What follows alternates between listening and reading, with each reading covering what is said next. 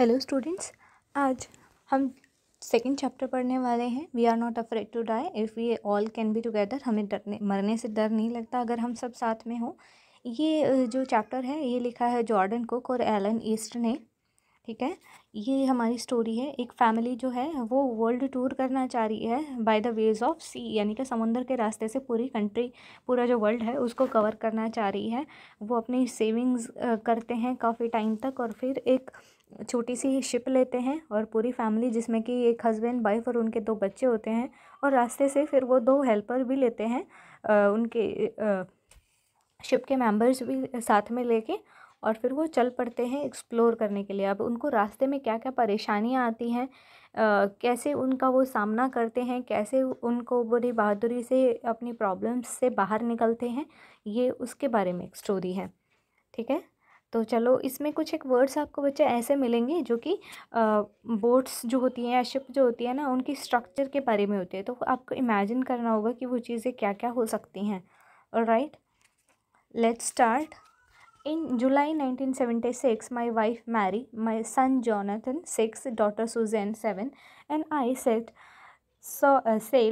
from Plymouth, England. जुलाई 1976 में मेरी wife Mary, मेरा बेटा जॉनथन जो कि 6 साल का है, डॉटर सुजैन जो कि 7 साल की है, हम लोग चल पड़े थे पॉलीमाउथ इंग्लैंड से to duplicate the round the world voyage made 200 years earlier by captain James Cook. Captain James Cook ने जैसे पूरी दुनिया का वर्ल्ड टूर किया था 200 साल पहले, वैसे ही हम भी सेम टू सेम करने वाले हैं। For the longest time Mary and I, a 37-year-old businessman. ये कौन है? नरेटर जो हमें स्टोरी सुना रहा है वो है एक 37 साल का ओल्ड बिजनेसमैन है। तो 37 साल का एक बिजनेसमैन है, और उसकी वाइफ मैरी, वो बड़े ही लंबे समय से had dreamt of selling in the wake of famous explorer. हम चाहते थे कि ये फेमस एक्सप्लोरर जो है जेम्स कुक, इनकी याद में हम भी ऐसे ही एक यात्रा करें। And for the past 16 years we have spend all our leisure time honing our sea surfing skills in British water. और हमने क्या किया है पिछले 16 सालों से, कि हम अपने जो हमारा जो फ्री टाइम होता था उसमें हमने अपनी समुंदर में के अंदर सरवाइव करने की जो स्किल्स हैं उनको बेटर करने की कोशिश की, ब्रिटिश के जितने भी समुंदर हैं, जितनी भी नदियां हैं उनमें। ठीक है, अगर आप सोलो वो करना चाह रहे हो, एक फैमिली ट्रिप करना चाह रही है, तो आपको वहाँ के अप्स एंड डाउन्स के लिए खुद को रेडी रखना होता है। Alright, our boat Wave Walker, a 23-meter 30-ton wooden hold beauty had been professionally built। हमारी एक बोट है जिसका नाम है वेव वॉकर। वो 23 मीटर लंबी है और 30 टन की है, उसका वज़न है 30 टन। ये वुडन की बनी हुई बहुत ही सुंदर है, और ये प्रोफेशनली बनाई गई है, यानी कि प्रोफेशनल्स ने बनाई है। And we had spent months fitting it out and testing it in the roughest weather we could find. और हमने महीनों गुजारे हैं इसको अच्छे से फिट करने के लिए। देखो, उसमें पूरी तैयारी करनी पड़ेगी आपको कि भाई हमारे पास जो भी चीज़ें हमें रास्ते में ज़रूरत पड़ सकती है, खाने की या फिर रिपेयरिंग की, वो सब चीज़ें हमने उसमें रखी। और जितना भी ख़राब मौसम हमें मिल सकता, उस ख़राब मौसम में भी हमने उस बोट को चला के देखने की कोशिश की कि भाई ये परफेक्ट है या नहीं। ठीक है, अगर समंदर आपको कोई परेशानी आ गई या फिर बोट में कोई ख़राबी आ गई तो आपको और कोई हेल्प नहीं मिलेगी ना, you have to do it all by. The first leg of our planned 3-year 1,05,000 kilometer journey passed pleasantly as we sailed down the west coast of Africa to Cape Town. जब हमारा जो से पूरी journey जो कि 3 साल की होने वाली थी, उसका एक हाफ जो था, एक पार्ट जो था, वो अच्छे से गुजर गया जब हम अफ्रीका से केप टाउन तक पहुँचे। यानी कि हमने 1,05,000 किलोमीटर की जो जर्नी थी वो अच्छे से पास कर ली। देयर बिफोर हेडिंग ईस्ट, वहाँ आगे ईस्ट की तरफ बढ़ने से पहले, we took on 2 crew members, हमने जहाज़ के लिए 2 क्रू मेंबर और ले लिए। एक अमेरिकन लैरी वीगल था और एक स्विस हर्ब सेगलर था। इनके नाम है Larry and Herb. To help us tackle one of the world's roughest sea, the southern Indian Ocean, ताकि हम जो दुनिया का सबसे ज़्यादा ख़राब समंदर है, यानी कि जहाँ पर लहरें या फिर मौसम बहुत ज़्यादा ख़राब रहता है साउदर्न इंडियन ओशन में, उसको टैकल करने के लिए, उसमें अच्छे से हम हैंडल कर पाएँ क्योंकि ऐसे देखा जाए तो एडल्ट सिर्फ 2 ही थे, वो बिजनेसमैन और उसकी वाइफ, तो 2 जनों के लिए शिप कई बार ऐसे हो सकता है कि वो हैंडल ना कर पाएँ सिचुएशंस को, इसीलिए उन्होंने 2 हेल्पिंग हैंड ले लिए। On our second day out of Cape Town we begin to encounter strong gale. जैसे ही हम केप टाउन से निकले, हमें दूसरा दिन हुआ था, हमें तेज़ हवाएं मिलनी शुरू हो गई। From next few weeks they blue continuously. अगले कुछ हफ्तों तक वो लगातार तेज़ हवाएं चलती रही। Gales did not worry me but the size of waves was alarming. अब ये तेज़ हवाओं से मुझे टेंशन नहीं थी, लेकिन जो वेव्स थी, अब तेज़ हवा के साथ में वेव्स जो थी वो और ऊंची होती चली जा रही थी, उनसे मुझे टेंशन थी। Up to 15 meter as high as the main mast. और ये 15 मीटर हाई थी, जैसे कि हमारा मेन मास्ट जो था उसकी जितनी। अब मान लो ये हमारी बोट है, तो उसके ऊपर ये मेन मास्ट होगा, जिसके ऊपर ऐसे 2 ये लगाए जाते हैं, कपड़ा होता है, ये कौन सा फैब्रिक होता है। तो ये जो हवाएं थी, जो भाई हवाओं की वजह से जो वेव्स उठ रही थी, वो लगभग उनके मेन मास्ट के जितनी थी, तो उनकी जो बोट है उसको लुढ़कने का डर था। December 25 found us 3,500 kilometre east of Cape town. अब दिसंबर 25 तक हम कहाँ पहुँच गए थे? हम केप टाउन के ईस्ट में 3,500 किलोमीटर हमने कवर कर लिया था, इतना डिस्टेंस, मतलब केप टाउन से निकलकर। डिस्पाइट एल्ट्रियस वेदर, ख़राब मौसम के बावजूद भी we had a wonderful holiday complete with a Christmas tree. ख़राब मौसम के बावजूद भी हमारा जो क्रिसमस ट्री के साथ में हमारा क्रिसमस जो था बड़ा ही अच्छा गया, शानदार गया। New Year's Day saw no improvement in the weather. हालांकि न्यू ईयर पे भी वेदर में कोई भी इम्प्रूवमेंट नहीं हुआ, मौसम में कोई सुधार नहीं आया। But we reason that it had to change soon and it did for the worse. लेकिन हमने at dawn on January 2 the waves were gigantic. अब जनवरी 2 की जो सुबह के समय पे वेव्स जो थी वो बहुत ज़्यादा वो विशालकाय हो गई। We were sailing with only a small storm jib and were still making 8 knots. अभी हम जो थे एक छोटी सी स्टॉर्म जिब के साथ में ही सेल कर रहे थे, और अभी तक हम 8 नॉट्स, ये जो है ना, ये वेलोसिटी कैलकुलेट करने का है कि उनकी जो वेलोसिटी है वो अभी 8 नॉट्स से ही थी। और स्टॉर्म जिब होगा कि मौसम जब ख़राब होगा, तेज़ हवाएं चलेंगी, तो अपने उसको शिप को बैलेंस करने के लिए एक ये कुछ होता होगा उसके ऊपर भी। जैसे ये हमने बताया था ना अभी कि ऐसे करके एक फैब्रिक बंधा होता है, ऐसे ही स्टॉर्म से बचने के लिए भी कोई फैब्रिक बनता है शायद। Alright. As the ship rose to the top of each wave, we could see endless enormous sea rolling towards us. जैसे ही हमारी शिप वेव्स के बिल्कुल ऊपर पहुंचती, तो हमें ऊंचाई से वहाँ से दिखता कि बहुत बड़ा समुंदर है जो कि हमारी तरफ बहता हुआ आ रहा है, यानी कि वेव्स हमारी तरफ चलती हुई आ रही हैं। And the screaming of wind, और इसके साथ ही हवा की तेज़ आवाज़ें आती। And spray was painful to our ears, और जो उसकी आवाज़ें थी वो हमारे कानों पे तेज़ लगती थी, जो कि काफ़ी पेनफुल होता था। To slow the boat down, अपनी बोट को धीमा करने के लिए वी ड्रॉप द स्टॉर्म जिब, हमने स्टॉर्म जिब गिरा दिया। And lashes a heavy mooring rope in a loop across the stern, और स्टैरन से एक लूप बांधकर हमने एक मोरिंग रोप भी बांध दी ताकि उसको बैलेंस कर सके। Then we double lashes everything, और फिर हमने हर चीज़ को दोबारा चेक किया, दोबारा से बांध दिया ताकि कुछ भी लूज़ ना हो। Went through our life raft drill, attached lifelines, donned oilskins and life jacket and waited। और फिर इसके बाद में हमने क्या किया कि अपनी जैसे वर्स्ट कंडीशन के लिए वो लोग रेडी हो गए कि इन केस अगर ऐसा कुछ हुआ कि हमारी बोट पलट जाए या हम डूब जाएं, तो उस केस में हम क्या करेंगे। उन्होंने अपनी जो वो थी, अपनी ऑयल स्किन्स कर ली, अपनी स्किन्स पे और पूरा ऑयल लगाया, जैकेट्स पहनी, लाइफ जैकेट्स, और फिर वेट किया कि अगर हम डूबते हैं तो तैरने का कोई तरीका हमारे पास बना रहे। The first indication of impending disaster came about at 6 PM with an ominous silence. पहला जो था डिज़ास्टर का, यानी कि तबाही का जो इंडिकेशन था, वो बड़ी ही शांति से आया 6 बजे के करीब। द विंड ड्रॉप्ड, हवा बिल्कुल धीमी हो गई। And the sky immediately grew dark, और जो आसमान था बिल्कुल एकदम से काला पड़ गया। Then came a growing roar and an enormous cloud toward aft of the ship, और फिर एक तेज़ गर्जन के साथ में हमारी शिप के ऊपर पूरे बादल छा गए। With horror, I realized that it was not the cloud but a wave like no other I have ever seen। और फिर मुझे इस डर के साथ ही ये महसूस हुआ कि इस वास्तव में ये क्लाउड नहीं था, बल्कि ये एक बहुत बड़ी वेव थी। जैसे वो वेव उठ के और पूरा ऐसे होके उनकी बोट पे पूरा काला अंधेरा छा गया था, जिसकी वजह से उनको ऐसा फील हुआ कि भाई बादल आ गए।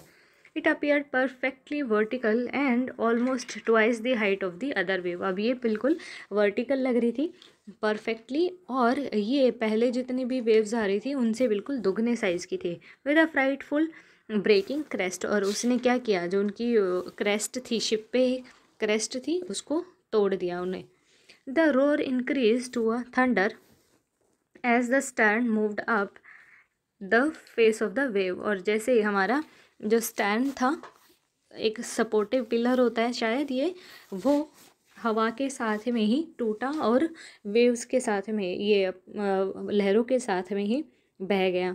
And for a moment I thought we might ride over it. और कोई एक पल के लिए हमें लगा कि शायद हम इससे ऊपर निकल जाएंगे लहरों के साथ। But then a tremendous explosion shock the desk. लेकिन तभी एक अचानक बहुत बड़ा धमाका हुआ जिससे कि पूरा डेस्क हिल गया। A torrent of green and white water broke over the ship. और फिर एक तेज़ बहाव के साथ में ग्रीन और सफ़ेद जो पानी था वो शिप के अंदर आने लगा। My head smashed into the wheel and I was aware of flying overboard and sinking below the waves. और फिर मेरा सर व्हील से टकराया। व्हील होता है कंट्रोलर उसमें शिप के ऊपर भी, उससे टकराया, और उसके बाद में मैं उड़ता हुआ अपने इससे बोट से नीचे गिरा और फिर उनमें लहरों में डूबने लगा। I accepted my approaching death. मेरी तरफ जो डेथ बढ़ती हुई आ रही थी मैंने उसे स्वीकार कर लिया। And as I was losing consciousness I felt quite peaceful. और जब मेरा होश खो रहा था, मतलब बेहोशी की हालत में वो पहुंचने वाला था, तब उसे काफ़ी ज़्यादा शांति महसूस हुई। अनएक्सपेक्टेडली, जैसा उम्मीद नहीं थी, my head popped out of the water. मेरा जो सर था पानी से बाहर आ गया। A few meters away Wave Walker was near capsizing. और कुछ दूरी पर ही, कुछ मीटर दूर, वेव वॉकर जो थी वो भी डूबती हुई सी नज़र आ रही थी। हर मास्ट और ऑलमोस्ट हॉरिजेंटल, उसका जो मास्ट था, जो ये स्टैंडिंग पिलर होता है जिसके ऊपर वो पूरा फैब्रिक बंधा होता है, जो ये वाला था वो पूरा सा लुढ़क गया था ऑलमोस्ट, वो क्योंकि डूबने वाली थी ना। Okay, then a wave hurdle her upright. और फिर एक वेव जो आई उसके साथ ही वो जल्दी से सीधी खड़ी हो गई। मतलब एक, जैसे मान लो ऐसे लुढ़की हुई थी, फिर से एक वेव आई जिसकी वजह से उसको सीधा कर दिया उसने। And my life line jerked taught. और फिर मेरी जो लाइफ लाइन थी, यानी कि मेरी नब्ज जो थी, जैसे कि फिर से जिंदा हो थी। I grab the guard rails and sail through the air into the Wave Walker's main boom. मैंने जो गार्ड से रेल्स थी, यानी कि उसकी वेव वॉकर की जो रेलिंग्स थी, उनको मैंने पकड़ा और हवा में एकदम से उछलते हुए वेव वॉकर के ऊपर पहुंच गया। Subsequent wave tossed me around the deck like a rag doll. और जैसे कि एक कपड़े की बनी गुड़िया हो, ऐसे ही वेव ने मुझे, तभी जैसे ही वो वेव वॉकर पे पहुंचा, एक लहर ने उसे फिर से उठाकर एक गुड़िया के जैसे गिरा दिया। My left rib cracked. मेरा जो बाइना रिब था, जैसे रिब केस में बाई तरफ की जो रिब्स थे वो क्रैक हो गए। My mouth filled with blood and broken teeth. मेरे मुंह में पूरा खून भर गया और टूटे हुए दांत। Somehow I found the wheel. किसी तरीके से मुझे व्हील मिल गया। Lined up the stand for next wave and hanged up somehow. और फिर मैंने उसको स्टैंड को अगली वेव के लिए तैयार किया और पकड़े खड़ा रहा, मतलब अपनी चीज़ों को वापस से स्टेबल करने की कोशिश की। Water water everywhere. I could feel that ship had water below. पानी पानी, सब जगह पानी था। मुझे महसूस हो रहा था कि शिप में नीचे पानी है। But I dare not abandon the wheel to investigate. लेकिन मेरी हिम्मत नहीं हुई कि मैं उस व्हील को छोड़ के जाऊँ और नीचे चेक करूँ कि भाई क्या है। अगर व्हील छोड़ दिया तो फिर से बैलेंस खो जाएगी boat. Suddenly the front hatch was thrown open. सामने वाला जो दरवाज़ा था वो खुला एंड मैरी अपीयर्ड। और मैरी सामने आई। We are sinking, she screamed. उसकी वाइफ आई सामने और उसने बोला कि हम डूब रहे हैं। उसने चिल्ला के बोला, the tanks are smashed, we are full of water. जो टैक है वो टूट गए हैं और हम पूरा पानी से भर गए हैं। Take the wheel I shouted as I scrambled for the hatch. और जब मैंने उसे चिल्लाते हुए बोला कि तुम इस व्हील को संभालो, और फिर मैं घिसटते हुए या फिर गिरते पड़ते हुए हैच तक पहुँचे, दरवाजे तक पहुँचा। Larry and Herb were pumping like madmen. Larry और हर्ब जो थे वो पागलों के जैसे पानी बाहर निकाल रहे थे। ब्रोकन टिम्बर्स हंग एट क्रेजी एंगल्स। जो टूटी हुई लकड़ियाँ थी वो आंगी बांगी पूरी पड़ी हुई थी अजीबोगरीब एंगल्स पे। The whole starboard side bulged inward. जो स्टारबोर्ड साइड थी जहाँ पर पूरी चीज़ें स्टोर की जाती हैं वो पूरा नीचे की तरफ धंस गई थी। Clothes, crockery, chart, tin, toys smashed about in deep water. ये जो चीज़ें उन्होंने स्टोर की थी वो सब गहरे पानी में टूट गई थी, दब गई थी। I half swam half crawled into the children's cabin. मैं आधा घिसट के आधा तैर के बच्चों के कैबिन के पास में गया। Are you all right? मैंने पूछा क्या तुम सही हो? Yes they answered from the upper bunker. वो ऊपर वाले बंकर से बोले कि हाँ भाई हम ठीक है, बंक से हम ठीक है। But my head hurt a lot said Sue ने कहा, लेकिन मेरा जो सर है वो बहुत ज़्यादा दर्द कर रहा है। Pointing to her big bump over her eye. जिसकी आँख पे एक बहुत बड़ा सा बम्प हो गया था, यानी कि सूज गई थी आँख के ऊपर से।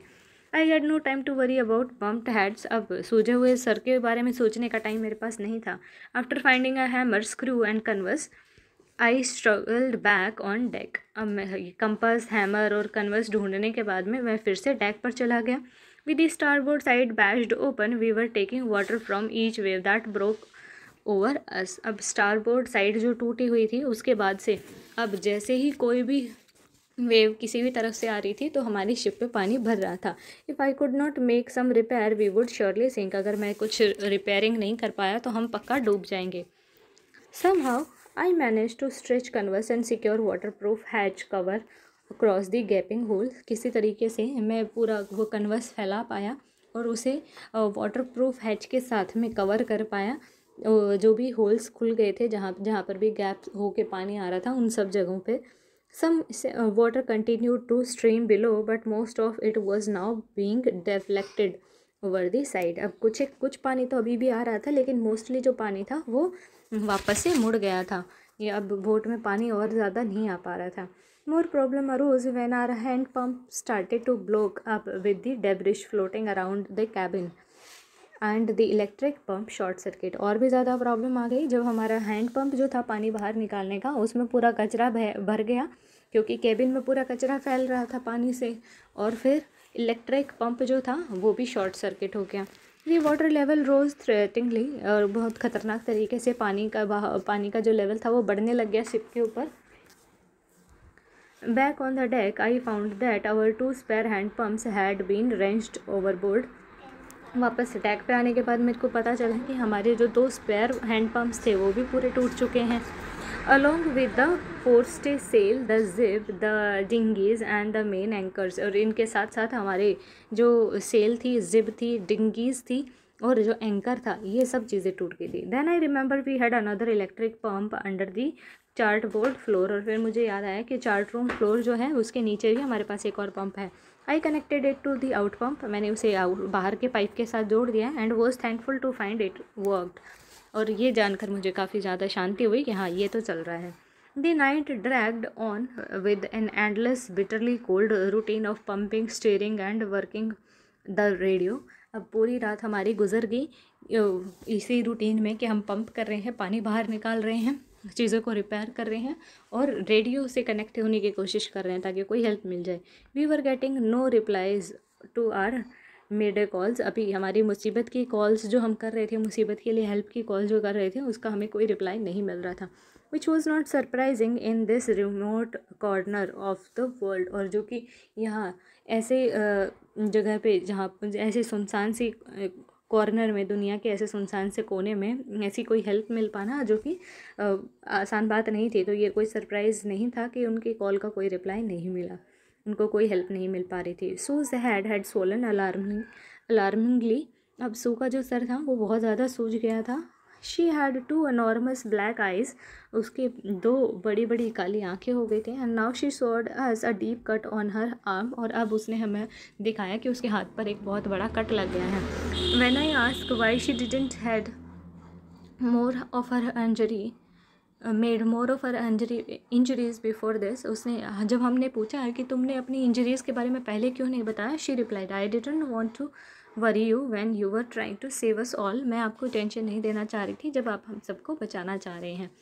और राइट स्टूडेंट्स, आज के लिए हम इतना ही करते हैं क्योंकि ये फिर चैप्टर हमारा काफ़ी लंबा हो जाएगा। नेक्स्ट पार्ट हम अगली वीडियो में करेंगे। इसके लिए आप मेरे चैनल को सब्सक्राइब कीजिए, लाइक कीजिए, अपने फ्रेंड्स के साथ शेयर कीजिए। Thank you.